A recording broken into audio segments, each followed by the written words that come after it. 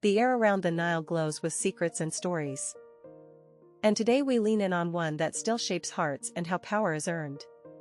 Cleopatra, we're told, was a queen who ruled with a clever blend of courage, charm, and an unbreakable sense of self. But beneath the royal bravado, there's a quieter thread. How her life and love rewove politics. How tenderness and tenacity together became a strategy for keeping Egypt sovereign, safe, and seen. If you've ever wondered whether romance can alter the course of history, stay with me as we trace how Cleopatra's love life changed politics forever. SFX. Wind_breeze, 3 from the moment she took the throne. Cleopatra faced a world built on survival and spectacle. The palace was not just a seat of power. It was a stage where loyalties shifted like sand, one moment a friend, the next a foe. It would have been easy to hide behind ritual and ritual promises, to pretend that love was a private affair and power a separate arena. Cleopatra chose a different path. She allowed love to enter the game not as weakness, but as a form of diplomacy. She understood that a king's heart could bend a rival's will. That affection could become leverage. That partnership could be a treaty signed without ink on parchment. And so her love life did not merely soften a character's loneliness. It redirected the politics around her. SFX. Door_Creek, 2. The first chapter of this story begins with Caesar, a man who carried Rome's ambition in his eyes and a mind that could turn alliances into empires. Cleopatra did not announce a plan. She appeared, as myth would have it, rolled in a carpet or hidden within a cloak, and then spoke not with retort, but with a mind awake to the arithmetic of power. Her attraction was not a distraction but a deliberate language, a way to demonstrate that Egypt was not to be erased but invited to stand at the center of a larger orbit. She offered them an Egypt with a voice, a sovereign will, and a history that could speak in 1,000 dialects. SFX. Whisper_wind, 2. Love here is not a flutter of romance alone. It's a negotiation table where Cleopatra's charm serves a purpose far beyond personal desire. She used romance to create trust where suspicion often lived. When Caesar arrived in Alexandria, the city hummed with rumors and fears. Cleopatra's alliance offered Caesar a gateway in Egypt that could be a stable ally rather than a distant and chaotic land. The romance wasn't a distraction, it was a bridge. The spectacle of their alliance, the image of the queen who could meet a Roman without losing her footing, sent a message. Egypt would not be crushed into a corner. It would be recognized for its intellect, its wealth, and its will to choose its own destiny. Scribe_ink, 2 inches. Those chapters of history where two powers collide. Perception becomes weaponry as sharp as any spear. Cleopatra understood that. Her love life became a living map of influence. She did not bend truth to win affection. She used affection to reveal truth about Egypt's enduring presence, about Cleopatra's clever sovereignty, about a future where a queen could decide not only whom to love but whom to trust. The headlines of politics shifted when Cleopatra's court whispered of a union with Rome. Suddenly, the Nile's power reached to the Tiber, and Rome found in Cleopatra a partner who could read the map of the world with as much precision as she read the stars. SFX. Page_turn, 1. But the plot thickens as the second act rises with Antony, a general whose own hunger for glory could light a blaze or burn a village. Antony's heart was a theater of passion and risk. Cleopatra did not fear risk, she invited it, and she did so by inviting him into a shared dream. They were not simply lovers chasing warmth in a cold world. They were conspirators of hope, weaving a plan where the East and West might dance to a single rhythm. Their love was a syllabus of strategy.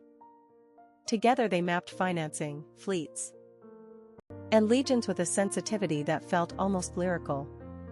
To Antony, Cleopatra offered a homeland not as a prize to be seized but as a partner to be defended. To Cleopatra, Antony offered a resonance that could turn a king's ambition into a shared mission. And as their alliance grew, so did the political chorus around them. Some sang of treachery and danger.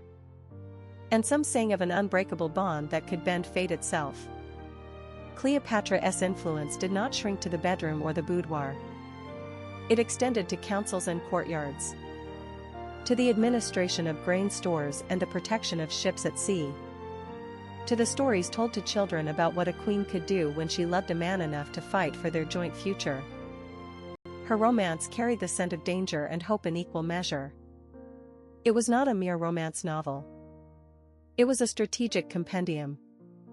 A living blueprint of how love could become law and mercy could become policy.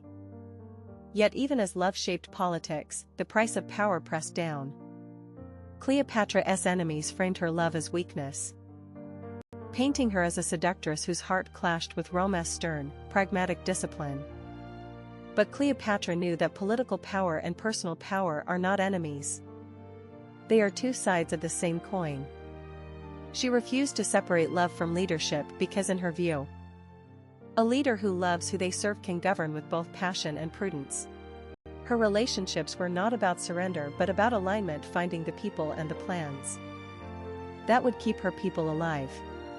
The romance became a beacon, a signal that Egypt could choose its own family of friends and protectors, not through fear alone, but through affection and mutual respect. SFX. Soft_chime. 2 There is a moment in this history where the line between romance and strategy blurs, and the audience feels the tremor of realization. Cleopatra's most enduring act was not merely winning a war. It was teaching the world a new grammar of power. One in which a queen could call the world to the table and invite not just compliance, but collaboration. Her love stories became treaties written in glances, whispers, and daring moves. They showed that a sovereign can hold a crown and a heart with equal grace, and that a society could rise by listening to voices it had long dismissed as impractical or dangerous. This is the heart of the transformation. Love as a catalyst for resilience. Love as proof that a society can be reimagined when courage is paired with tenderness. SFX. Crowd_murmur. 3 As the final chapters unfold, the sea of history tests the couple as well as the kingdom. The battles that defined their era, their losses, their hard-won victories do not erase their legacy. If anything, the ruins tell a kinder story. A queen who did not abandon her people. A man who chose a shared fate over solitary glory. And a culture that refused to shrink in the face of a thunderous world. Cleopatra's love life did not merely sway decisions, it humanized the grand machinery. It reminded rulers and citizens alike that love, in all its stubborn brightness, can steady a nation when fear would otherwise pull it into chaos. The romance did not vanish after a single triumph or a single defeat. It echoed through the ages as a reminder that the strongest political force is a union built on mutual respect and a shared dream of safety, dignity, and opportunity. Today, when we think of Cleopatra, we might still picture the ASP and the mythic entrance to her chamber. But the deeper truth is different. Her love life was not a mere footnote to her reign. It was a living engine that drove diplomacy, reshaped alliance networks, and gave Egypt a voice that could be heard across continents. The politics of her era were never just about borders and armies. They were about how a heart chooses to partner with another heart, and how that partnership becomes a blueprint for governance. In that sense, Cleopatra's romance didn't just change her fate. It reframed the very idea of leadership, suggesting that courage and tenderness together can steward a nation through storms. That trust forged in the furnace of desire can become the foundation of lasting peace. SFX.